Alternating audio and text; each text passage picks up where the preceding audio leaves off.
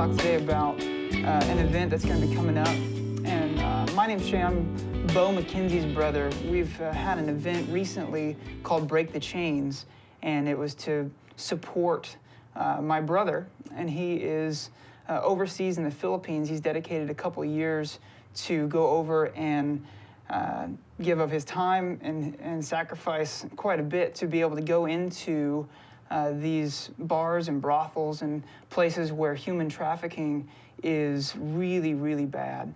And so many girls and boys in these situations that are there, whether by choice or by force, to try to make money from home, to send to parents because they aren't making enough, but they're unfortunately in a sex trafficking. They're being raped, they're being abused, and it's a horrible situation. The fact that it's even an issue is crazy. But my brother's gone over there to do his part to try to make an end to that.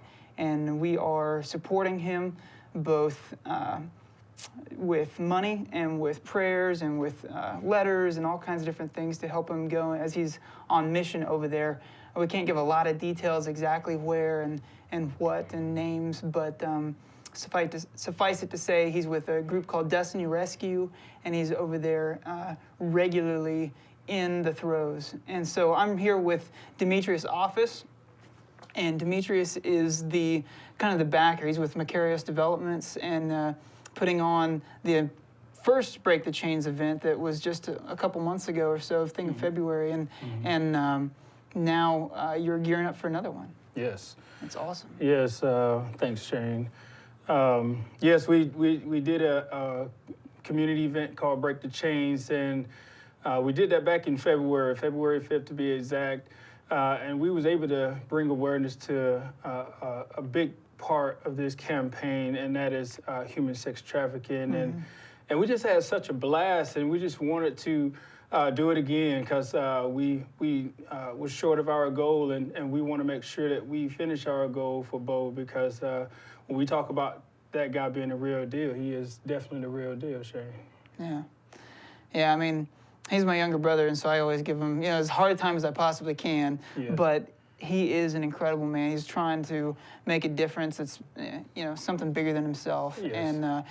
And the whole organization, Destiny Rescue and others like it, that are over there doing that kind of work in all parts of the world, not just the Philippines, but where he's at in the Philippines and what they're doing is incredible work. And just the stories, he's been there 8 months now, and just the stories from the last few months have been really incredible. The good and bad, just all of it's heart-wrenching, what he has to see on a regular basis. Yes, I think what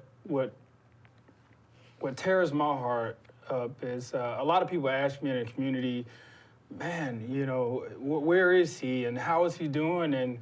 And I can't help but to think about some of the things that he is going through, and we haven't really understood exactly what Bo is doing. I mean, he is thrusting himself in harm's way, and he's sacrificing on a daily basis. I mean, he's in there really hurting some of their operations, and I don't know if you are aware, but going through that process could be very dangerous when you're disrupting the money supply for so long, and we just wanted to make sure that financially and spiritually we support him in that mission moving forward. Right. And I appreciate that, because you're right, he does have to have an assumed identity. He's got a different name and a backstory that they've created, and several different things. When they go in, he has a partner that goes in with him, so that they have accountability, because they go in and see things and experience things that no 20-something-year-old anybody should have to experience. But having that accountability to go in there and be in the right mindset and ready to go make a difference. So he's got those guys that go and do that. So what they experience and the stories that they have to bring in and act in a sense while they're there is really hard, because that he wants to just go get the girls and bring them out Yes. and beat up whoever needs to. I mean, Yes. it's an emotional It's experience, real. roller coaster. He's exhausted at times, and this is so awesome what you guys are doing to be able to alleviate one of the huge burdens, which is a financial one. He's got to have a place to stay. He's got to have a budget to be able to go out to these places and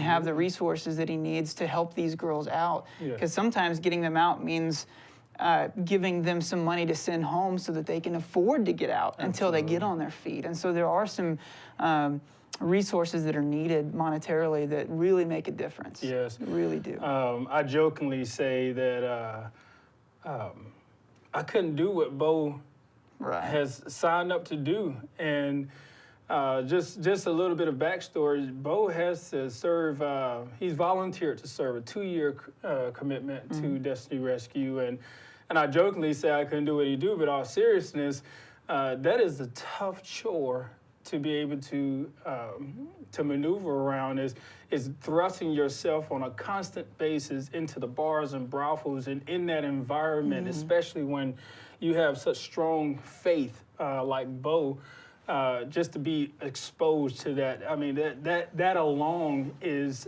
astronomical when you think about it, is just how can you be in that environment, you know, to purchase beers from, to lure them in there and to get them out safely, give them a shot, a chance to get them out safely, all the while keeping your cover in those situations. And they can get pretty intense. And Bo and I has done FaceTime and talked specifically on how it could get very,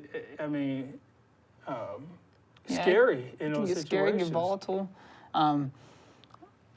It seems odd, but these two guys going into a bar that have good intentions, that even though they're kind of posing as a client, they're going to treat the girls with respect. They're not going to put their hands all over them. Right. They're going to, use words that are appropriate and not, hurtful, and that automatically kind of attracts the girls, and it can take away from the girls being with some other guys, and that can cause some friction in the bars. And so there's been a few encounters where they've kind of had to, hey, let's calm down here. It's good that you bring up that point, Shane, because Bo is not too shabby looking himself. When he's going up in the bars and brothels, he's kind of the center, focus, because he's a good-looking young man, and just when he walks in that environment can become a very big threat to the locals in that area of stealing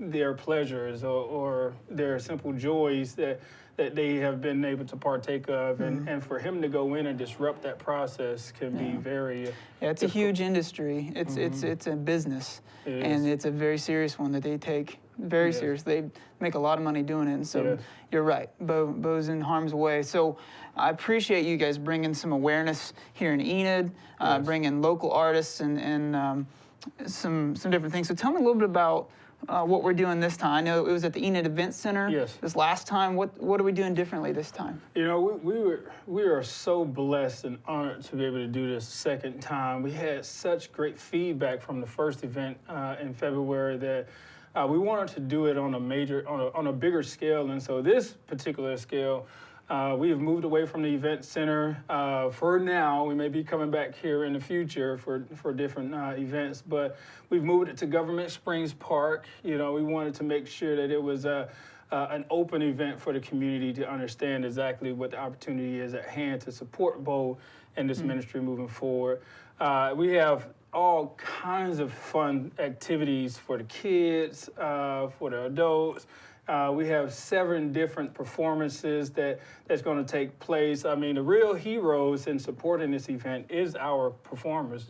Jake Bowers, Chloe Beth, Courtney Lofton, Toofer Flinch, and Hidden Agenda, DJ Radio, Josh Malloy.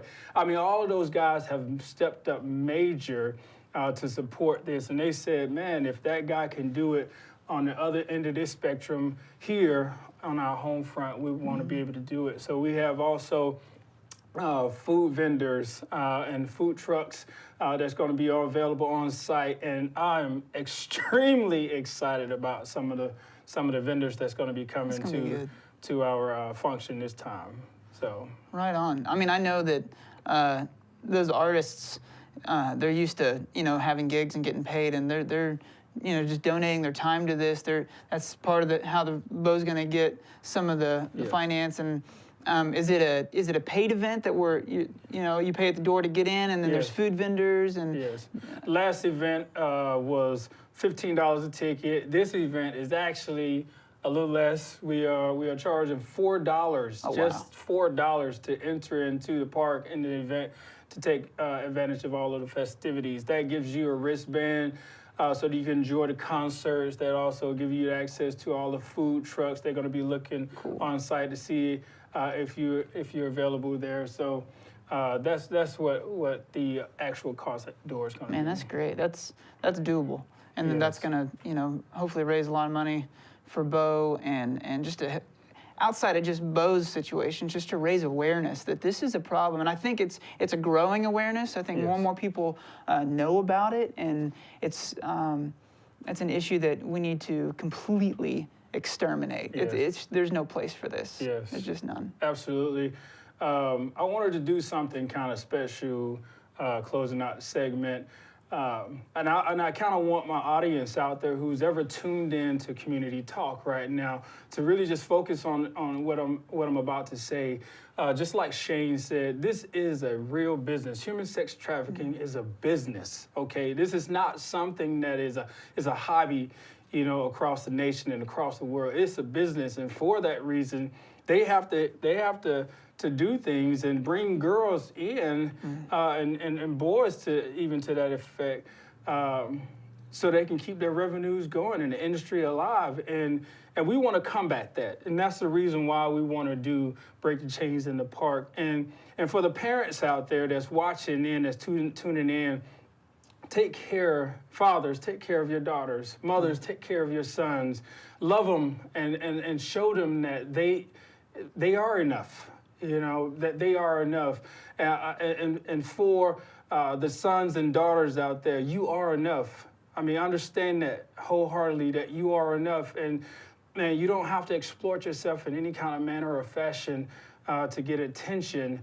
You have all the love and attention surrounding you and the support surrounding you. We want to take this opportunity to bring an important awareness to human sex trafficking. It is tearing our nation up, and it's right here in our backyard, and we wanted to make sure that we bring this type of awareness to the city of Enid and grab the supporters that we need. So we need volunteers, we need voices out in communities. Share this video as you receive it, and give and show the love and support to the community as we are endeavoring to do that too. So right, thank you. I think that's a really appropriate, heartfelt call out to parents and all of us, that it does start here.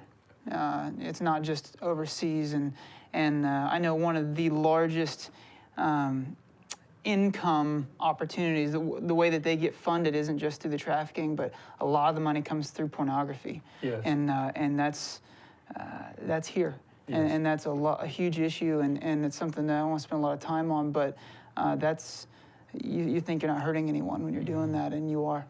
That money is going to fund human sex trafficking. And so I appreciate your time. I hope that everyone watching will make a point. It is on June 11th, right there, from 11 to 5. So you got plenty of time to come out, come eat some food from the vendors, come make a point to be there, support Bo and what he's doing, help raise awareness from human trafficking. And I appreciate you guys tuning in, and thank you for joining us on Community Talk.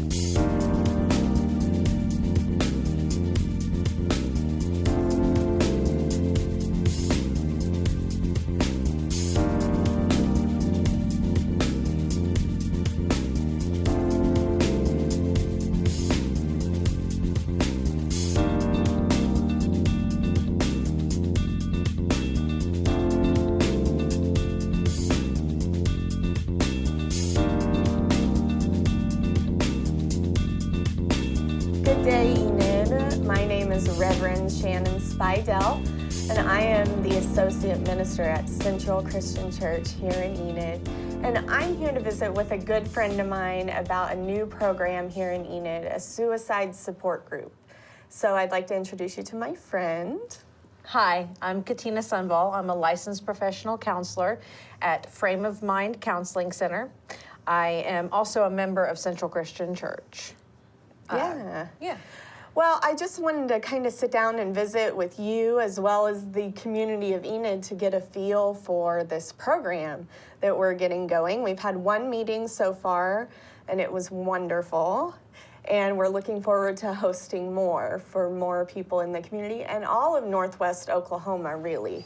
There's not a support group for suicide in this area of the state, and we have discovered there's a great need. Yes. A great need for the services. So can you tell us and the audience about some statistics? Why is this a big deal and what's happening? Certainly. Unfortunately, Oklahoma ranks 13 in suicides in the United States.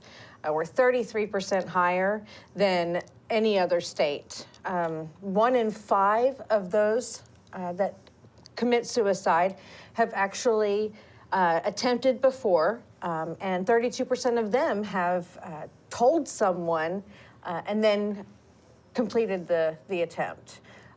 It's an awful statistic. Close to 1,000 Oklahomans died in 2014 as a result of suicide. It tops homicides and deaths in Oklahoma. Wow. Well, and I read something from the CDC also that said in 2014, the state had something like 731 deaths by suicide. That does not count attempts. No. And so we're talking about the population of a small town here in our state, and that should be alarming for everyone. Very alarming. The importance of this group is that it opens up a place for people to get the support they need after a family member has attempted or committed suicide, and learn the stages of grief and work through those stages with somebody else that shares that same feeling.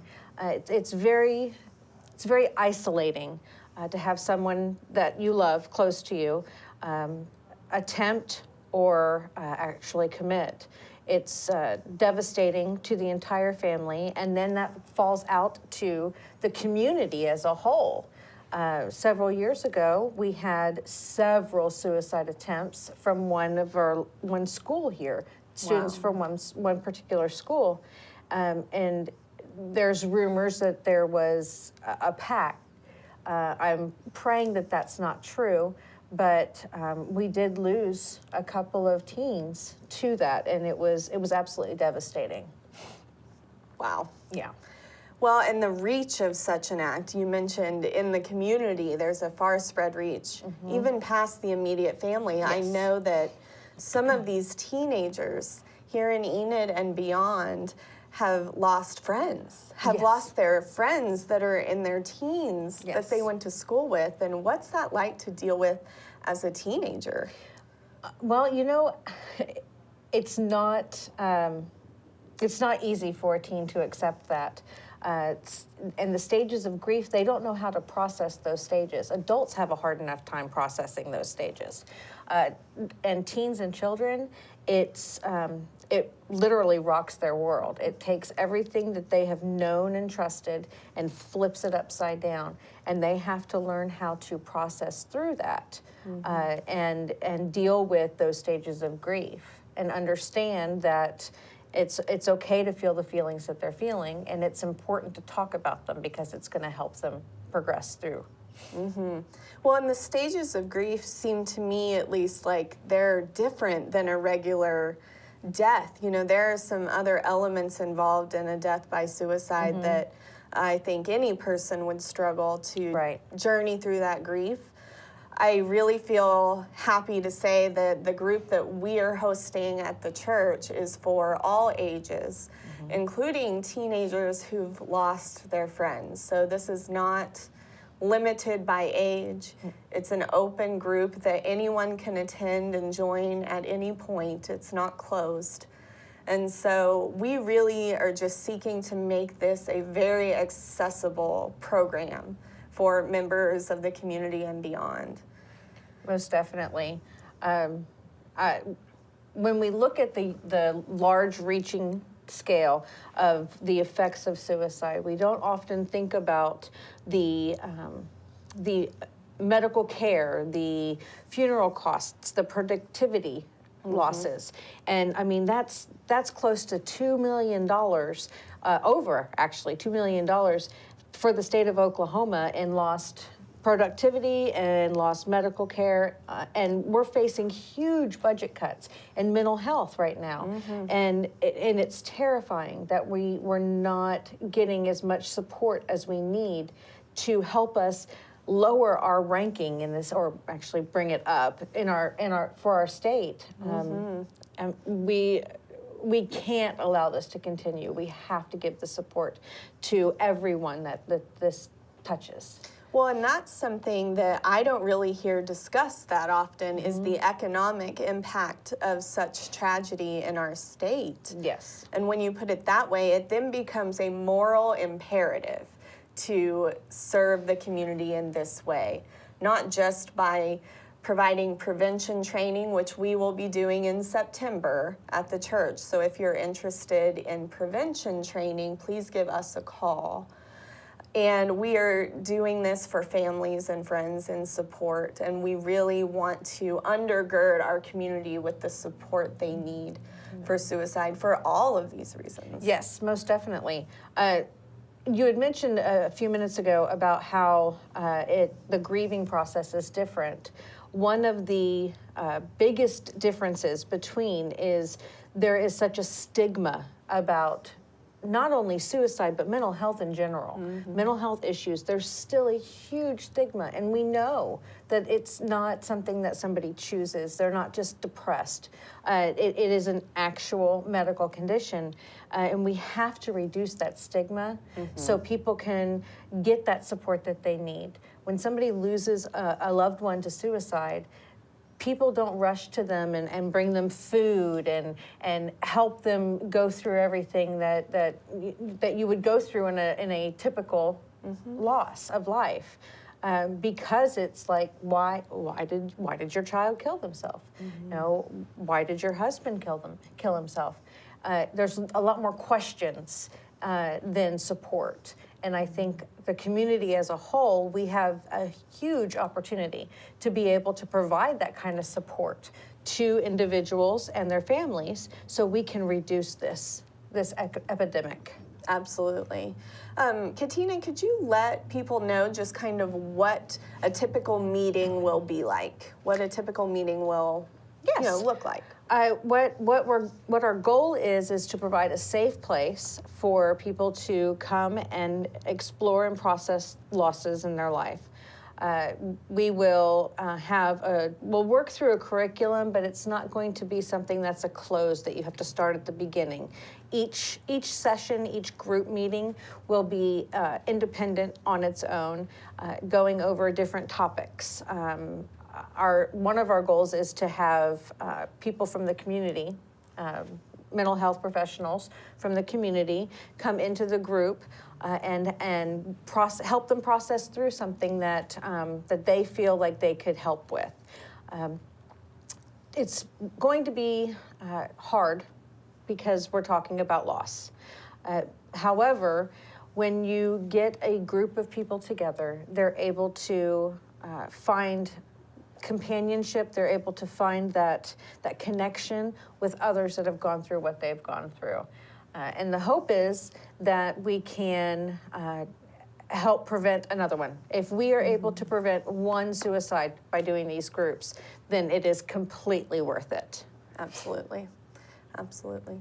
Well, and I would also like to emphasize that even though this group is being hosted by a Christian church, there are no religious requirements for participants to attend. There will be no expectations on anybody who wishes to be there to get this care. So please keep that in mind. We want everyone, all people, to feel comfortable in this space. So our next meeting is when? It would be the 22nd 22nd of June. Okay. I believe the third Thursday. That could be right. I think that's right. It's the 22nd or 23rd. Okay. Yeah, it's the third Thursday of June is our next meeting. And after that, we plan to meet weekly. So every Thursday evening at 7. So join us on the third Thursday this month at 7 o'clock, and then we will continue weekly from there. Please come, and please just plan on getting support from, Katina. I will be there on and off if need be. And just really our goal to provide this care. Definitely. And to move forward with prevention as well. So call the church if you have any questions. Our number is 580-234. I'm losing it. I think it's the lights of the studio. 233-1214. There it is. So give the church a call. I'd love to visit with you about the group, and we hope to see you. And just one extra thing. If anyone that you know says that they are considering or they have made a plan, please contact a counselor. Any counselor. Contact 911, go to the emergency room immediately if there's any threat or attempt. Just instead of saying, okay, we're going to get through this tonight and then we'll take care of it tomorrow. No, take care of it right away. There is nothing. Talking about suicide is not going to increase suicides. So talk about it with your children. Talk about it with your family. And if there is any ideation, please seek services immediately. Thank you, Katina. That so needs to be said. So appreciate you and all the work you're doing for this group. Thank you. Thank you all.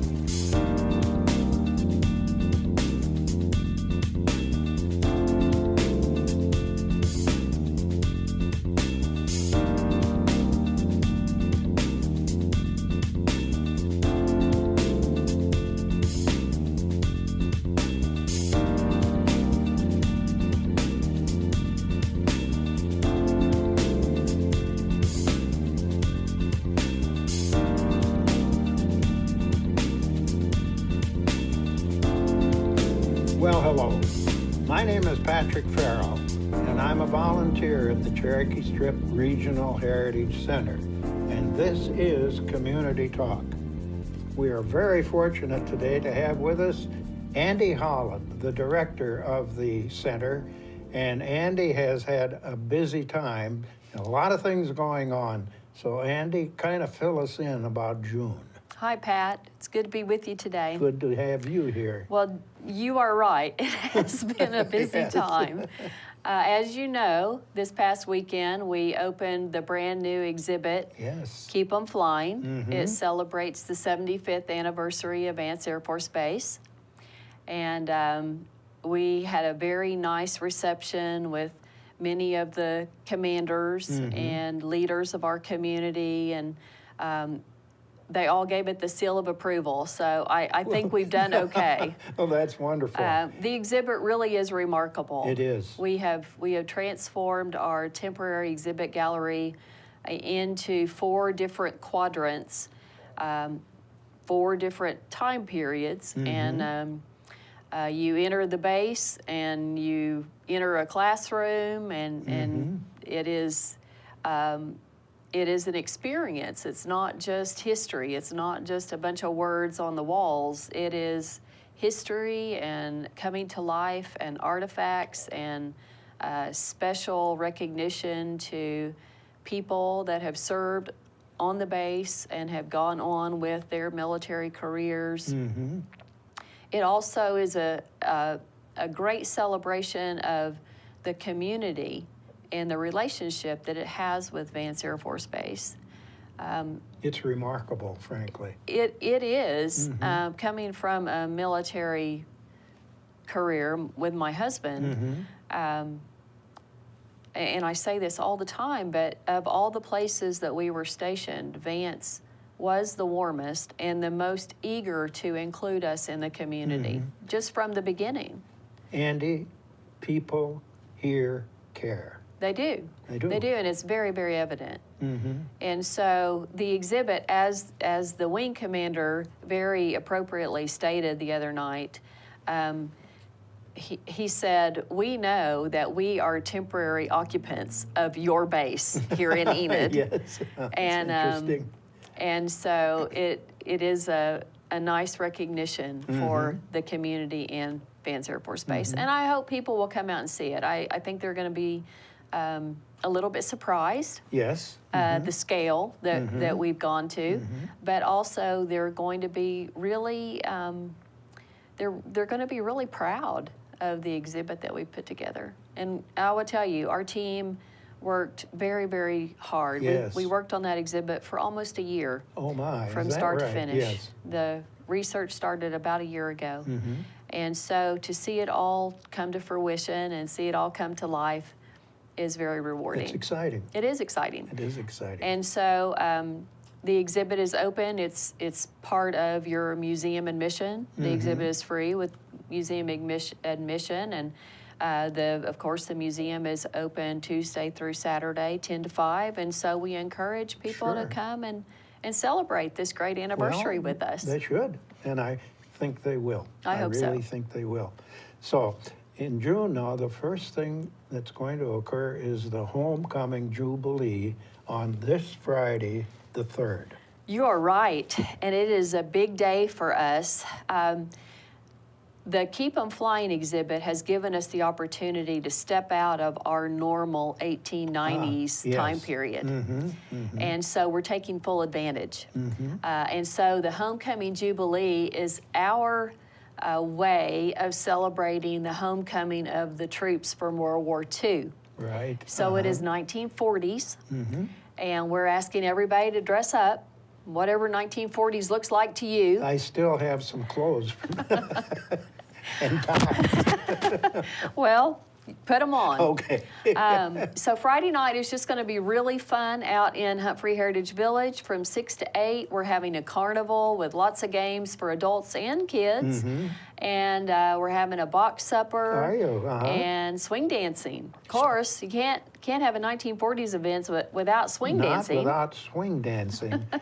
And it don't mean a thing if you ain't got that swing. You are right. And swing dancing, the popular three were jitterbugging, Yes. the Lindy Hop, and the shag. You've probably never done the shag. Oh, I don't think I have. Well, it's, But we're going to have instructors there Friday night, maybe so maybe they'll know. teach us. Maybe they'll know the shag. Hey. Yes, indeed. I look forward to it. Well, absolutely. Yeah, it's going to be a great time. And your instructor for the swing dancing, or the fellow that's going to do that, is from OSU? He's from Stillwater. Stillwater, okay. Yes. Been a professional dance instructor there for many years. And he has worked with us before for events, and so we're looking Has he? very much forward to him being there with us. What Lonnie Pricer and Walt Warner actually are the two that are coming. So. And what an opportunity for entertainment. Oh, yeah, it's going to be great fun. It is, it is. Well, I was just thinking about the end of World War II, or the time during World War II. Radio was a important thing during the war, but they had some programs, Jack Benny, Fibber McGee and Molly, and The Great Gildersleeve. These were all listened to every week. Very great stuff. Now, let's move to Chautauqua. Yes, Okay, well, you've got, and the theme is the Cold War. the Cold War. Chautauqua, the 22nd Chautauqua, Is it? by the way, starts the 14th of June. It always runs the Tuesday through Saturday. So the 14th through the 18th of June in Humphrey Heritage Village under Right. the historic tent. It's free. It is free. Yes. It So, certainly is. Folks, come on out. They do, and we invite all of them. Bring your lawn chairs, bring your kids. It is one of the most unique things that we do in Enid. I think it is. I think so. And so each day, we have 5 scholars who are coming into town, and they have studied and researched different historic characters. And so each day we have workshops Yes. related to the Cold War topic that will be held in the village church In the church. at okay. 10:30 and at noon. And noon. And there are snacks available for kids and adults. And then at each evening, each one of those scholars plays a particular historic character. Right. And so 6:30 is when the gates open and there is dinner provided through concessions. And we have local entertainment You each have night. some good entertainment. Which is really, yeah, it is good. Yes, it is. And so each evening, there at 6:30, there will be local entertainment and dinner optional. And then at 7:30, the main performance starts. And it's quite a list of characters this year. It is. On Tuesday night, it's Nikita Khrushchev, Yes. former Russian premier. And then the second night, Wednesday, is Dr. Ralph Bunche, who was, I believe, head of the United Nations, I believe anyway. And then the third night is a lady, Eslander Robeson. Now, she was an anthropologist, and she also was a civil rights lady. Yes. And she was married to Paul Robeson, who was a famous singer, very controversial Yes. individual. And then on, I'm Thursday? Friday? Friday, Winston Churchill. Yes. There's That'll be a an big interesting one. thing. And then Saturday night, Pete Seeger, and he's very popular with the Chautauqua Yes. crowd. Yes. So there you are, 5 nights of great entertainment. And not only entertainment, but educational as well, because these folks are scholars. Oh, yes. And they've researched and developed their characters. I think that's really exciting. It is exciting. And, you know, what I appreciate about Chautauqua, and this being the 22nd year of it being held in Enid, is that our community sees the value of continuing. Yes. So, you know, it's not just entertainment, it is educational. And I encourage people to bring their children. They need to learn about our history, and it needs to become valuable to them. It does. And you're going to, the music is, or the entertainment is first, and then the presentation. Now, the presenters have 3 segments, don't they? They first come out as the character. As the character, yes. Uh-huh. And then there's a time of Q&A, question and answer. They're where, still in the character. Yes. And then they answer questions as the scholar of that character. And some of that is, I sometimes think you can get a lot out of It's very those. revealing. It is, about the question and Yeah. answer. Yeah, And it is. some interesting people out in the audience ask different kinds of It's questions. true. That are, And I want to make sure that people understand it's very casual. I mean, this is Very not something casual. you have to dress up. You just put on your shorts, put on a T-shirt, and come out and enjoy the village in the evening. It is a special place. It is. It isn't dress up, it's show up. That's exactly right. Yeah. Yeah. Well, that's great. And so we don't have a, No brown bag in That's June. what I'm Yeah, trying to no get brown around bag is- in June because of Chautauqua. because of Chautauqua and the presentations in the church. Right. And so, okay. And then in July, we'll pick back up with our normal programming schedule. And the thing about it is, this is an opportunity for people who are visiting here in town with families for the summer, and a lot of people come home. Come to the museum. Come to Oh, I Chautauqua. really hope they will. Come to see the Keep 'em Flying display. Yes, And that's, you don't have to go far, it's right there, it's true. and it's great. I mean, there aren't too many communities of our size that have the type of facility, No. the type of a heritage center like And we have. touching on that, on the Chautauqua folks, they only present in 2 or 3 places Yes. in Oklahoma, don't Yes. they? Is it Lawton? Lawton, this year they're doing Altus Oh, are they? Okay. and Tulsa. So just total of 4. 4. And we're one of them. Yes. That's great. It is. That's, I think, just remarkable. And keep them flying. Keep 'em flying. That display or that exhibit is on the Through boards till Veterans Day. Veterans Day. So Yes. there's lots of opportunity, isn't there? Yes, To come and share. that's exactly that- right. We hope people will. Yeah. The outstanding lineup for June is really great. I think it's outstanding. And again, I'm back to information and education.